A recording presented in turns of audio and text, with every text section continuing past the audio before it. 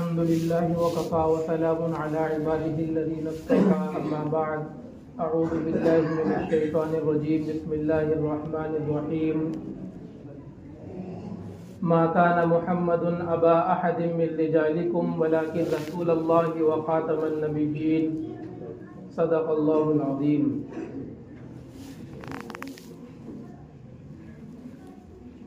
حضرات محترم اور سامعین اکرام، میں نے آپ کے سامنے قرآن پاک کی ایک آیت کریمہ تلاوت کی ہے،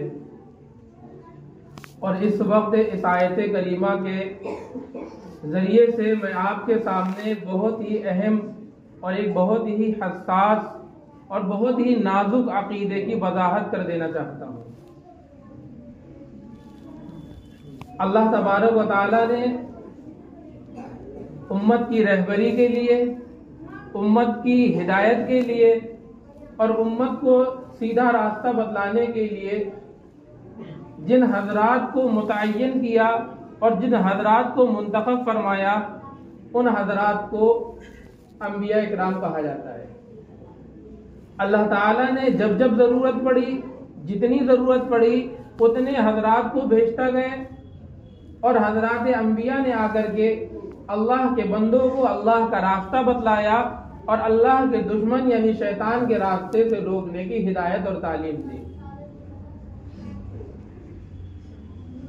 ایک نبی آیا، ایک نبی کے آنے کے بعد میں دوسرا نبی جو آتا ہے، اس درمیان میں جو وقفہ ہوتا ہے اور جتنے بھی حضرات ہوتے ہیں، یہ سارے کے سارے پہلے والے نبی کی امت ہوا کرتے ہیں اور پہلے والے نبی کے متبعین ہوا کرتے تھے. ٹھیک اسی طریقے سے اللہ تبارک و تعالیٰ نے یہ سلسلہ جاری رکھتے ہوئے ہمارے اور آپ کے آقا حضرت محمد مصطفیٰ صلی اللہ علیہ وسلم کو بھیجا، اور آپ کا بھی یہی مشن تھا کہ لوگوں کو ایک اللہ کی راستہ بتلانا اور غیر اللہ کی عبادت سے روکنا. اگر آپ حضور اکرم صلی اللہ علیہ وسلم کی زندگی کا، آپ کی حیات مبارکہ کا جائزہ لیں گے تو آپ کو معلوم یہ ہوگا کہ آپ کی کوئی نرینہ اولاد، کوئی بھی لڑکا آپ کا جوانی تک نہیں پہنچا اور اس لڑکے کے ذریعے سے آپ کی نسل نہیں چلی. جس طریقے سے نسلیں جو چلتی ہیں، باپ کی طرف منسوب کیا جاتا ہے آدمی کو، آپ ہیں تو آپ کی نسل وہی بتائی جائے گی جو آپ کے والد جس خاندان کے تھے. میں بتایا جاؤں گا اس نسل کا جو ہمارے والد جس خاندان کے ہیں. تو آدمی کی نسل اس کی نرینہ اولاد یعنی مذکر کے ذریعے سے چلتی ہے. لڑکی کی ذات اور برادری کا اعتبار نہیں ہوا کرتا ہے. تو کفار مکہ حضور اکرم صلی اللہ علیہ وسلم کو طعنے دینے لگے کہ یہ محمد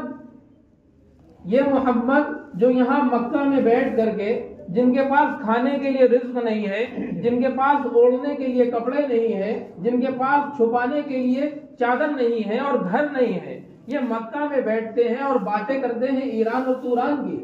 یہ مکہ میں بیٹھتے ہیں اور باتیں کرتے ہیں قیصر و کسریٰ کی، کہ قیصر و کسریٰ جو اس وقت کی سپر پاور تھی، کہ اس پاور کے غرور کو ہم خاک میں ملا دیں گے اور اس کا ہم خاتمہ کر دیں گے اور اسلام کی دھاک ہم پورے عرب اور عجم میں پھیلا دیں گے.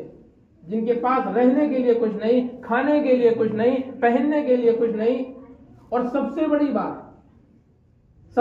بات کہ ان کی کوئی اولاد نہیں ہے، ان کی کوئی مذکر اولاد نہیں، ان کا کوئی لڑکا نہیں ہے. ان کی نسل چلے گی کیسے؟ ان کا دین آگے کیسے چلے گا؟ انہیں تو باپ کہنے والا کوئی نہیں. اور واقعہ بھی یہی ہوا. حضور اکرم صلی اللہ علیہ وسلم کے 3 لڑکے ہوئے، تینوں لڑکوں کا انتقال ہو گیا. آخر میں جو حضرت ابراہیم آپ کے بچے تھے، ان کا بھی انتقال ہوا، اور آپ اپنی ران مبارک کے اوپر اس کے چہرے کو رکھ کر کے رو رہے ہیں اور فرما رہے ہیں، اے ابراہیم تمہاری یاد میں میرا دل گھلا چلا جا رہا ہے. تو یہی طعنہ کفار مکہ دیا کرتے تھے کہ ان کی اولاد کوئی نہیں ہے، ان کی نسل آگے کیسے چلے گی، ان کا دین آگے کیسے چلے گا. اللہ تبارک و تعالیٰ نے یہ آیت کریمہ نازل فرمائی اور نازل کر کے اعلان کر دیا، جو تم باپ کہتے ہو ٹھیک ہے تمہاری بات، کہ محمد کسی مرد کے باپ نہیں ہے، ما کان محمد ابا احد من رجالکم کہ محمد تمہارے مردوں میں سے کسی کے باپ نہیں ہے. یہ جو تم بات کہتے ہو ٹھیک ہے، لیکن باپ صرف جسمانی نہیں ہوتا ہے، باپ صرف وہی نہیں ہوتا ہے جس سے خون کا رشتہ ہو. اللہ تعالیٰ نے فرمایا کہ یہ محمد تو ولکن رسول اللہ وخاتم النبیین، یہ تو اللہ کے رسول اور اللہ کے پیغمبر ہیں. اور رسول اپنی امت کا وہ بھی باپ ہوا کرتا ہے. رسول اپنی امت کا باپ ہوتا ہے، روحانی باپ ہوتا ہے. اگر تم جسمانی باپ کی نفی کرتے ہو کہ یہ جسمانی باپ نہیں ہے تو یہ محمد تو روحانی باپ ہے. ٹھیک ہے، اس محمد بن عبداللہ کی اولادیں نہیں ہیں، لیکن یہ محمد بن رسول اللہ ہے، محمد الرسول اللہ ہے، اور اس کی اولادیں ہیں. حضرت ابو بکر اس کی اولاد ہے، حضرت عمر فاروق اس کی اولاد ہے، حضرت عثمان غنی اس کی اولاد ہے، حضرت علی اور تمام کے تمام صحابہ، تقریباً 1,24,000 صحابہ ان کی اولادیں ہیں. اور نہ صرف 1 لاکھ بلکہ قیامت تک جتنے بھی مرد آتے رہیں گے وہ تمام انہی کی اولادیں ہوتی رہیں گی. ہم تمام روحانی اولادیں ہیں حضرت محمد مصطفیٰ صلی اللہ علیہ وسلم کی. تو اللہ تعالیٰ نے یہ مسئلہ واضح فرما دیا. ٹھیک ہے، اگر تم کہتے ہو تمہارے مردوں میں سے کسی کے باپ نہیں ہے، لیکن یہ تمہارے مردوں میں سے باپ نہیں ہے، یہ اللہ کے رسول ہے، تمہارے روحانی باپ ہیں. اور ساتھ میں آپ علیہ الصلوۃ والسلام کی ایک صفت کو بیان فرما دیا، وخاتم النبیین، یہ آخری نبی ہیں. اسی مسئلے کی مجھے آپ کے سامنے وضاحت کرنی ہے. یہ عقیدہ بہت ہی بنیادی عقیدہ ہے.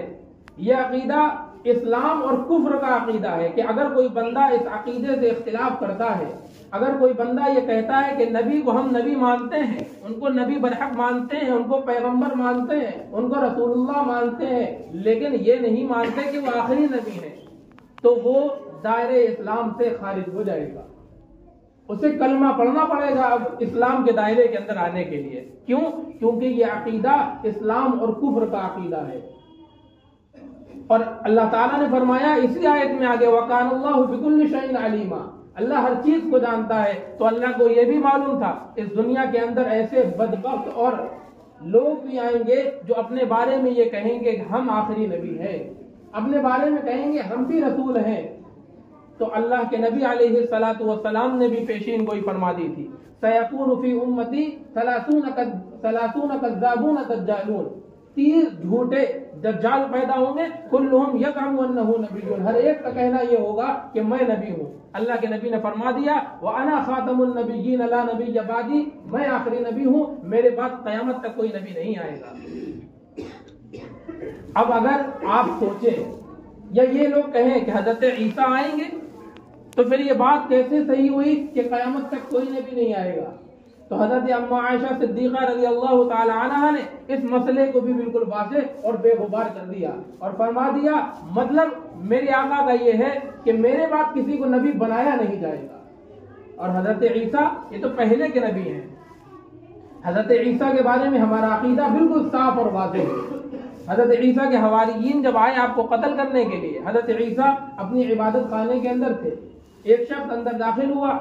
داخل ہونے کے بعد میں ہمارا عقیدہ یہ ہے اللہ تعالیٰ نے حضرت عیسیٰ کو آسمان پر اٹھا لیا. جو قتل کرنے گیا تھا اس کو حضرت عیسیٰ کی شکل دے دی، وہ بظاہر حضرت عیسیٰ نظر آنے لگا. جب تمام لوگ آئے تو انہوں نے اسی کو عیسیٰ سمجھ کر کے قتل کر دیا. پھر ان کے درمیان خود آپس میں اختلاف ہو گیا کہ اگر یہ عیسیٰ ہے تو ہمارا آدمی جو اندر گیا تھا وہ کہاں گیا، اور اگر یہ وہی آدمی ہے تو حضرت عیسیٰ کہاں چلے گئے. قرآن نے کہہ دیا نہ انہوں نے قتل کیا ہے حضرت عیسیٰ کو، نہ انہوں نے سولی دی ہے. اللہ تعالیٰ فرماتا ہے کہ ہم نے ان کے درمیان میں شباہت ڈال دی، ہم نے ان کے درمیان میں اختلاف ڈال دیا، اور قیامت تک یہ اسی اختلاف میں پڑے رہیں گے کہ اگر وہ عیسیٰ تھے تو ہمارا آدمی کہاں گیا، اور یہ ہمارا آدمی ہے تو عیسیٰ کہاں چلے گئے.